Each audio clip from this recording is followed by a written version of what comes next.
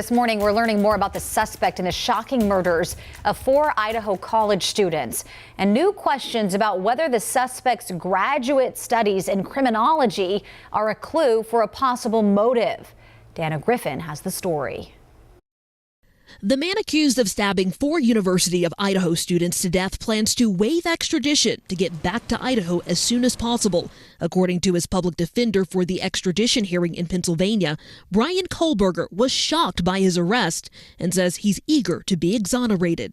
He was aware of the ongoing investigation of the death of the 4 individuals, but he denied, I guess he would say that he implicitly denied any involvement.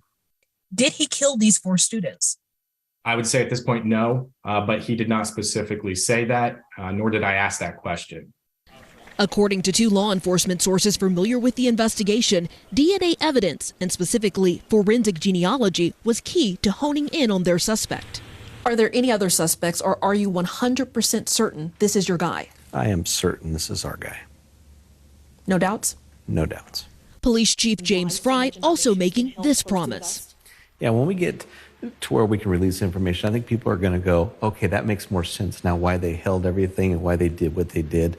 Tonight, new details are emerging about the suspect's background. DeSales University in Pennsylvania confirming Kohberger was an undergrad student and got his master's in criminal justice. Several months ago on Reddit, a student investigator with the name Bryan Kohberger invited ex-cons to participate in a research study to understand how emotions and psychological traits influence decision-making when committing a crime. We're following up on everything. Facebook, Reddit, you name any social media or anything out there. In recent months, Kohberger was working towards a PhD in criminal justice at Washington State University, less than 10 miles from the University of Idaho. Former WSU grad student and classmate B.K. Norton tells NBC News, Bryan seemed odd from the beginning, but I thought it was because he was awkward, adding he continued to attend classes and continued on like nothing had happened. I still can't wrap my head around it.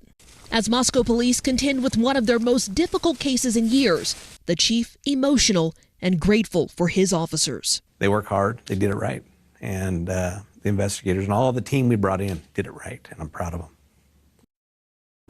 Kohberger's public defender says he was home with his parents when they got a knock at the door around 3 a.m. on Friday and saw their house surrounded by police. He says they were all cooperative, but the parents were shocked and say this is out of character for their son.